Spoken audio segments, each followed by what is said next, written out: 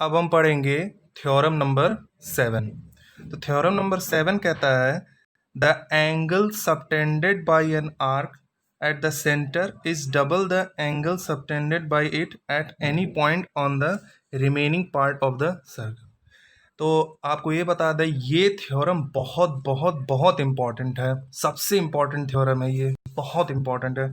इस पे कई क्वेश्चन आते हैं और इस पे कई क्वेश्चन सॉल्व हो जाते हैं इस थ्योरम की मदद से। अब ये थ्योरम क्या कहता है कि जैसे ये एक सर्कल है, ये इसका सेंटर है। आप कोई भी एक आर्क ले लीजिए, चलिए हम ये एक 2 पॉइंट ले लेते हैं, कोई भी एक आर्क ले लीजिए। तो ये हम एक आर्क ये लेते हैं, इसको हम मान लेते हैं ए बी। अब इस आर्क से हम सेंटर को ज्वाइन करते हैं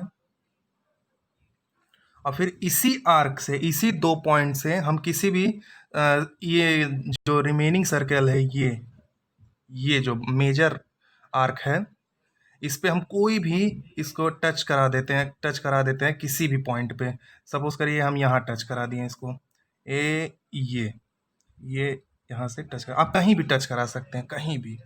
तो रिजल्ट एक ही होगा कि ये जो सेंटर पे जो एंगल बना है वो इसका ट्वाइस होगा। जैसे ये अगर x है तो ये 2x हो जाएगा, ये अगर 30 डिग्री है ये 60 डिग्री हो जाएगा, ये 45 है ये 90 डिग्री हो जाएगा। मतलब ये जो सेंटर वाला एंगल है वो ट्वाइस हो जाएगा इसका। तो चलिए इसका प्रूफ देखते हैं। तो हम इसे कोई नाम दे देते हैं, ये C, ये O, और यहाँ से हम ये ज्वाइन करते हैं, इसे हम दे देते हैं नाम T। तो एक साफ सुथरा बनाते हैं थोड़ा ट्रायंगल। तो ये बन गया है मेरा सर्कल, और ये यहाँ से सेंटर से मैंने ज्वाइन किया, और यहाँ पे एक इसी आर्क से रिमेनिंग पार्ट ऑफ सर्कल के किसी एक पॉइंट पे मैंने इसे ज्वाइन कर दिया। तो यहाँ से हमें कंस्ट्रक्शन करना पड़ेगा। हम C से एक लाइन खींचेंगे जो सेंटर से पास करता हुआ इस आर्क पे इंटरसेक्ट करेगा, उसे हम एक पॉइंट D बोल देते हैं। ये हो गया, ये पॉइंट D हो गया। अब हम इसमें देखेंगे कि ये जो आपका ट्रायंगल है, ट्रायंगल COB, यानी कि ये ट्रायंगल आपका COB है। अब इसमें अगर ध्यान से देखिए तो OC एक रेडियस है और OB भी एक रेडियस है, यानी कि ये दो साइड इस ट्रायंगल के इक्वल हो गए, यानी कि OC is equal to OB। तो यानी कि आइसोलेस ट्रायंगल ये बन गया। अगर ये दो साइड इक्वल है तो ये दो एंगल भी इक्वल हो जाएंगे, आइसोलेस ट्रायंगल की प्रॉपर्टी है। तो angle OCB is equal to angle OBC, ये हो गया। अब उसी तरह इस ट्रायंगल में आप देखेंगे ये दो साइड भी इक्वल होंगे। ट्रायंगल AOC में देखेंगे कि, ध्यान से देखिए, ये दो साइड भी इक्वल होंगे, यानी कि ये दो जो एंगल हैं ये भी इक्वल हो जाएंगे। तो अगर OA is equal to OC है तो angle OAC is equal to angle OCA, ये आपका मिल गया। इसे हम मान लेते हैं इक्वेशन 1, इसे मान लेते हैं इक्वेशन 2। अब आगे क्या करेंगे, अब ध्यान से, अब आपको एक ट्रायंगल की एक प्रॉपर्टी पता होनी चाहिए कि जैसे ये एक ट्रायंगल है, ये एक ट्रायंगल है, तो सपोज करिए यहाँ हम इस ट्रायंगल को थोड़ा सा आगे बढ़ा देते हैं। तो ये जो एंगल है इसे कहते हैं, ये जो इसके साथ ये जो एंगल है ये इंटीरियर एंगल है, इसे बोल देते हैं ABC।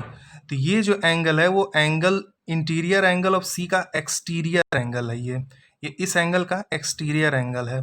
और इसकी ये क्या कहता है कि ये जो एक्सटीरियर एंगल है उसके इंटीरियर एंगल के जो दो अपोजिट एंगल होते हैं उनका सम होता है ये। जैसे ये अगर x है, ये अगर y है, तो ये हो जाएगा x प्लस वाई। ठीक है, ये आपको पता होना चाहिए, 7th या 8th में किसी क्लास में आपने पढ़ा होगा कि अगर ये x है ये y है तो ये जो एक्सटीरियर एंगल हो जाएगा ये x प्लस वाई हो जाएगा। बस वही इसमें भी है। ये जो ट्रायंगल है, ट्रायंगल OBC, इस ट्रायंगल में आप देखेंगे कि ये जो है ये एंगल ओ का एक्सटीरियर एंगल है, यानी कि ये जो एंगल होगा इन दो एंगल के सम के इक्वल होगा। तो यहाँ पे लिख देंगे इन नहीं triangle angle D O B is equal to, यानी कि ये जो एंगल है ये एंगल और ये एंगल के सम के इक्वल होगा, is equal to angle O C B plus angle O B C. ये हो गया। अब आप देखेंगे इक्वेशन 1 में कि एंगल ओ सी बी और ओ बी सी इक्वल है, तो हम दोनों को एक ही मान लेते हैं, तो हम ओ बी सी के जगह ओ सी बी रख देते हैं। तो angle D O B is equal to angle O C B plus angle O C B. तो ये हो गया angle D O B is equal to angle O C B. इसे हम मान लेते हैं इक्वेशन नंबर 3। अब क्या करेंगे, अब उसी तरह हम इस ट्रायंगल में देखते हैं। इस ट्रायंगल में ये जो एंगल होगा ये इस एंगल का एक्सटीरियर एंगल होगा। तो अब ये एंगल और ये एंगल का सम अगर किया जाए तो इसके इक्वल हो जाएगा। बस यही सेम इसमें भी अपनाएंगे। तो इसमें क्या मिलेगा, angle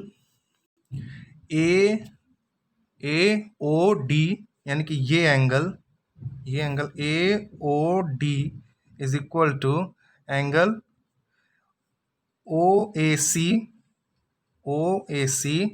plus angle O C A. ये हो गया।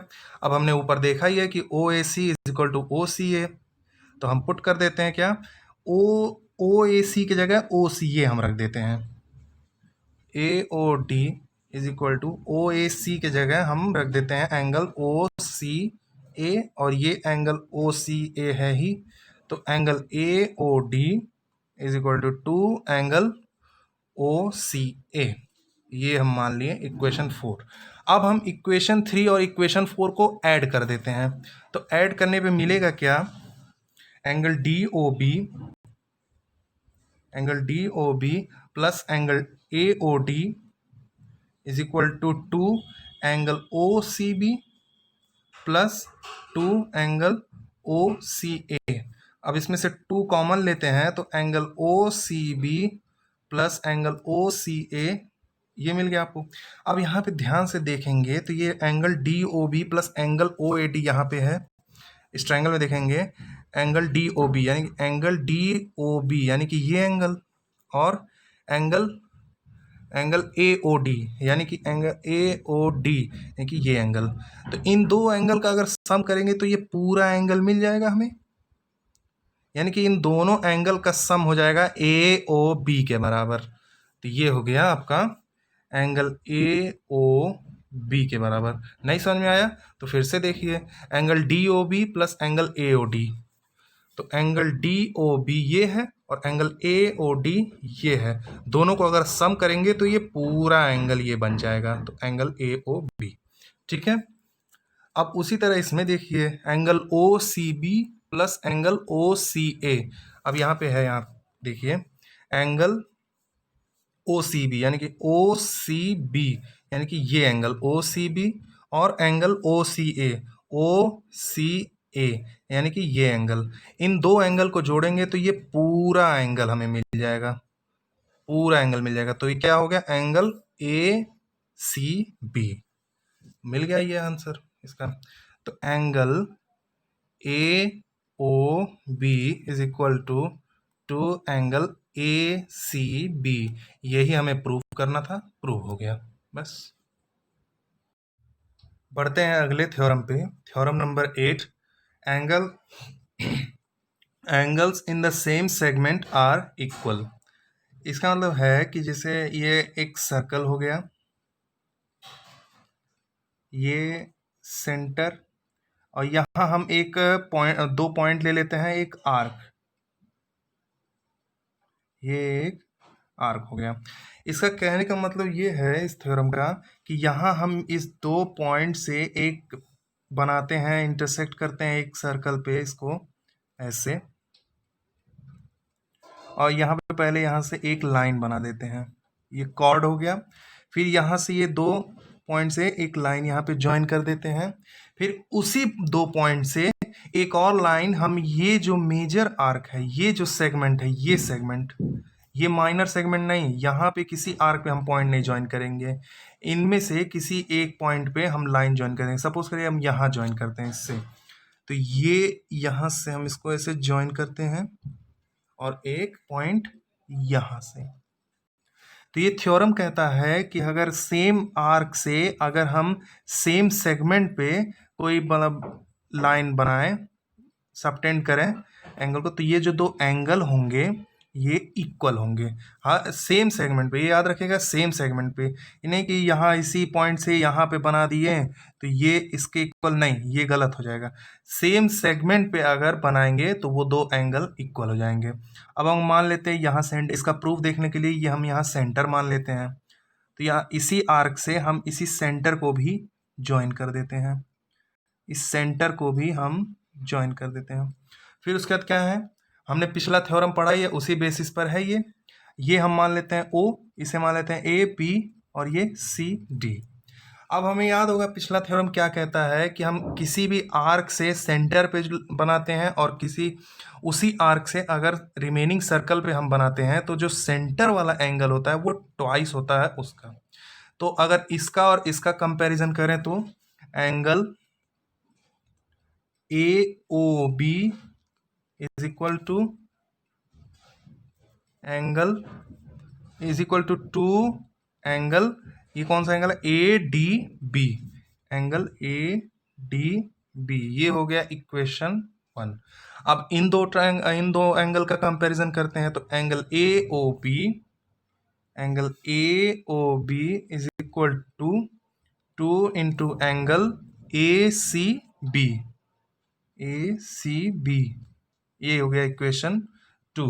अब ध्यान से अगर दोनों इक्वेशन में देखा जाए तो angle AOB 2 into angle ADB के बराबर है और angle AOB 2 into angle ACB के बराबर है, यानी कि इसकी जो है 2 वैल्यूज हैं, एक ये और एक ये, तो ये दोनों आपस में इक्वल हो जाएंगी। तो क्या होगा इक्वेशन 1 और 2 से 2 angle ADB is equal to 2 into angle ACB, 2 से 2 कैंसिल, आ गया आंसर आपका angle ADB is equal to angle ACB। तो क्या हुआ, एंगल ADB ये एंगल, ACB एंगल, ये दोनों आपस में इक्वल होगा और ये आपका प्रूफ हो गया। अब इस क्वेश्चन पे हम ध्यान देंगे, ये क्वेश्चन है कि अगर ये एक डायमीटर है, AB अगर एक डायमीटर है और उसके एंड से यानी कि A और B से एक हम लाइन ज्वाइन करें, एक उस लाइन पास करें तो वो इंटरसेक्ट करे सर्कल पे C से, तो हमें एंगल ACB बताना है कि ये इसकी वैल्यू कितनी होगी, ये हमें बताना है। तो इसके लिए हमें पहला जो थ्योरम बताया आज के वीडियो में, जो पहला था यानी कि थ्योरम नंबर 7 जो हमने बताया है उसी से होगा। तो ये हम एक AB एक आर्क कंसीडर करते हैं, ये एक आर्क है, ये एक आर्क है ना, आर्क है, तो उसी आर्क से हमने एक सेंटर पे एंगल बनाया, फिर उसी आर्क से हमने सर्कल पर भी एक एंगल बनाया। तो क्या होगा, ये आपका सेंटर से कितना एंगल बना रहा है, 180 डिग्री, और यही जो है सर्कल पे कितना बनाएगा, इसका हाफ। मैंने थ्योरम आपको बताया ही है कि अगर ये कोई सर्कल है, यहाँ से कोई आर्क अगर ये सेंटर पे जो बनता है फिर ये सर्कल पे बनता है, तो ये जो ये अगर x है तो ये 2x हो जाएगा, ये अगर 180 है तो ये हो जाएगा 90 डिग्री, ये हो जाएगा 90 डिग्री, ये आपका होगा। ये देखिए, अगर ये नहीं समझ में आ रहा तो ये भी देखिए, ये सेमी सर्कल है, सेमी सर्कल के जो रेडियस होते हैं या डायमीटर होते हैं, उस डायमीटर होते हैं जो सेमी सर्कल के, उसके एंड से अगर कोई लाइन अगर सर्कमफ्रेंस पे अगर जोड़ा जाए तो वो राइट एंगल ट्रायंगल बनाते हैं, 90 डिग्री बनाते हैं। ये हो गया। अब आते हैं नेक्स्ट क्वेश्चन पर। तो ये एक सर्कल है, तो यहाँ पे ये एक आर्क ऐसे यहाँ पे ड्रॉ हुआ है, ABC एक आर्क है, ये D, और O जो है सेंटर है। तो आर्क AC से जो है सेंटर पे एक बन रहा है और आर्क AB से भी एक सेंटर पे एंगल सबटेंड हो रहा है। तो जो आर्क ए बी से एंगल सबटेंड हो रहा है वो है 60 डिग्री, और जो आर्क बी सी से सबट्रैक्ट हो रहा है वो है 30 डिग्री। अब हमें पूछा है कि ये एंगल कितना होगा। तो पहले थ्योरम से हम करते हैं, अगर आर्क बी सी से 30 डिग्री हो रहा है और आर्क ए बी से 60 डिग्री हो रहा है, तो पूरा आर्क ए सी से कितना एंगल बन रहा है? 90 डिग्री। ये एक आर्क है, सेंटर पे बन रहा है, तो ये कितना हो गया? 90 डिग्री ये पूरा। फिर उसी आर्क ए सी से ही सर्कल पे बन रहा है, सर्कल पे बन रहा है, तो यानी कि ये 90 का हाफ हो जाएगा। तो इसका सॉल्यूशन करते हैं। एंगल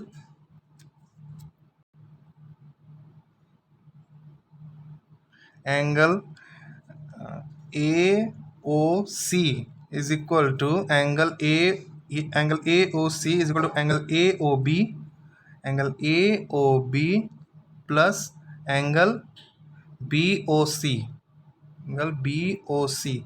तो एंगल ए ओ सी कितना हो जाएगा? 60 डिग्री प्लस 30 डिग्री, यानी कि ये हो गया angle A O C is equal to 90 degree. अब एंगल ए डी सी कितना हो जाएगा? Angle A D C is equal to half of angle A O C.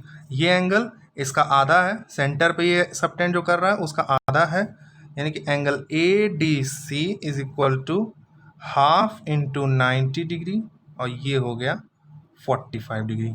ये हो गया आंसर। अब आते हैं अगले क्वेश्चन पे। तो ये क्वेश्चन क्या है कि ये एक सर्कल है और बी सी एक कॉर्ड है, यानी कि ये है ये एक आर्क है, बी सी कॉर्ड के द्वारा ये एक आर्क बन रहा है। तो यहाँ इस 2 पॉइंट से एक सबटेंड हो रहा है एंगल सर्कल पे, एंगल ए से, और एक हो रहा है एंगल डी। ठीक है, तो ये एंगल जो है, ये एंगल ये पूरा यानी कि A B C, angle A B C दिया है 69 डिग्री, और एंगल ए सी बी दिया है 31 डिग्री। तो पूछा है कि एंगल बी डी सी कितना होगा, बी डी सी कितना होगा, यही पूछा है। तो क्या करेंगे इसमें, अब आप देखिए ध्यान से ट्रायंगल ए बी सी को, ट्रायंगल ए बी सी को, तो ये 69 डिग्री है, ये 31 डिग्री है। तो इसमें वो sum of all angles is equal to 180 degree वाला लगा देंगे। तो क्या होगा इसमें, angle A B C plus angle A C B plus angle B A C is equal to 180 degree, 180 degree हो गया। तो ए बी सी कितना दिया हुआ है? 69 डिग्री। ए सी बी कितना दिया हुआ है? 31 डिग्री। और बी ए सी कितना दिया हुआ है? कुछ नहीं, इसको बी ए सी ही रहने देते हैं, ये 180 डिग्री हो गया। 69 और 31 100, 100 उधर चला गया, तो एंगल बी ए सी कितना आया? 80 डिग्री, ये आ गया पी ए सी। अब आप ध्यान से देखेंगे कि ये एक आर्क से, जब वो एंगल ऑफ सेगमेंट वाला थ्योरम जो है उस हिसाब से अगर देखेंगे तो ये यहाँ इंटरसेक्ट कर रहा है, और उसी आर्क से ये एक यहाँ इंटरसेक्ट कर रहा है। तो ये 2 एंगल इक्वल हो जाएंगे कि नहीं, एंगल ऑफ सेगमेंट वाले थ्योरम से। तो क्या होगा, angle B D C is equal to angle B A C, angle in same segment are equal, ये हो गया। तब क्या होगा, angle B D C is equal to कितना आ जाएगा? 80 डिग्री। ये हो गया आंसर, बस खत्म। अब बढ़ते हैं अगले क्वेश्चन पे। तो ये क्वेश्चन क्या कहता है, ये एक सर्कल है, ए बी एक कॉर्ड है, फिर इसी आर्क से एक यहाँ पे एंगल बन रहा है, सबटेंड कर रहा है, और उसी एक आर्क से एक यहाँ कर रहा है, यानी कि ये 2 एंगल इक्वल हो जाएंगे। और हमें निकालना क्या है, हमें निकालना ये एंगल है। तो या अगर हम ये एंगल निकालें तो ये एंगल भी अपने आप निकल जाएगा। तो क्या करेंगे हम, ये देखिए 130 है, तो आपने पढ़ा होगा अगर 2 लाइन ऐसे इंटरसेक्ट करती हैं, ऐसे 2 लाइन अगर इंटरसेक्ट करती हैं, तो ये एंगल जो होता है ये इसके इक्वल होता है। अगर ये x है तो ये भी x होगा। और एक और चीज़, ये पूरे एंगल का सम होता है 360 डिग्री। ठीक है, ये एंगल इसके इक्वल और ये एंगल इसके इक्वल, बस वही इसमें भी है। अब देखिए, ये अगर 130 है तो ये भी 130 हो जाएगा, ये 130 हो जाएगा। ठीक है, ये 130। ठीक है, अब ये पूरा आपका 360 है, तो 130 130 260, और 360 में से 260 घटाइए तो कितना आएगा 100, और 100 को दो भाग में डिवाइड करेंगे तो ये आ जाएगा 50 डिग्री और ये आ जाएगा 50 डिग्री। अब इसको सॉल्व करके बताते हैं तब पता चलेगा आपको। एंगल ए ई बी आपका दिया हुआ है 130 डिग्री, तो एंगल सी ई डी आपका हो जाएगा 130 डिग्री, क्योंकि वर्टिकली अपोजिट एंगल है इसलिए। अब angle A E B plus angle C E D plus angle ये C E A, angle C E A plus angle D E B is equal to 360 degree. अब हम इन दोनों को x x मान लेते हैं, कुछ भी मान लेते हैं, या वैसे ही रहने देते हैं। तो यहाँ पे ए ई बी कितना हो गया 130 डिग्री, और ये हो गया 130 डिग्री, और ये सी ई ए को सी ई ए ही रहने देते हैं, सी ई ए, और डी ई बी और सी ई ए इक्वल है तो इन्हें भी हम सी ई ए बना देते हैं। तो ये हो गया 360 डिग्री, ये 130 130 260 हो गया, उधर जाके 100 हो जाएगा, और ये 2 सी ई ए आ गया आपका 100 डिग्री, तो एंगल सी ई ए आपका आ गया 50 डिग्री, यानी कि एंगल सी ई ए आपका ये 50 डिग्री हो गया, और ये वर्टिकली अपोजिट है तो ये भी 50 डिग्री हो गया। अब आप इस ट्रायंगल में sum of all angles is equal to 180 degree लगा सकते हैं। तो क्या होगा, ये 50 है, ये 50 डिग्री है, ये 20 डिग्री है, ये 20 डिग्री है, तो 50 प्लस 20 70। अब 180 में से माइनस करेंगे तो ये आ जाएगा 110। अब ये दोनों इक्वल होते हैं, तो अगर ये 110 है तो ये भी 110 हो जाएगा, बस 110 डिग्री इज द आंसर। अब ये आखिरी क्वेश्चन आज के वीडियो का, ये थोड़ा फिगर थोड़ा अजीब सा है, ये एनसीईआरटी क्वेश्चन एक्सरसाइज नंबर 10.5 का 9 क्वेश्चन है। ध्यान से देखिए, सब क्वेश्चन मैंने एनसीईआरटी से लिए हैं।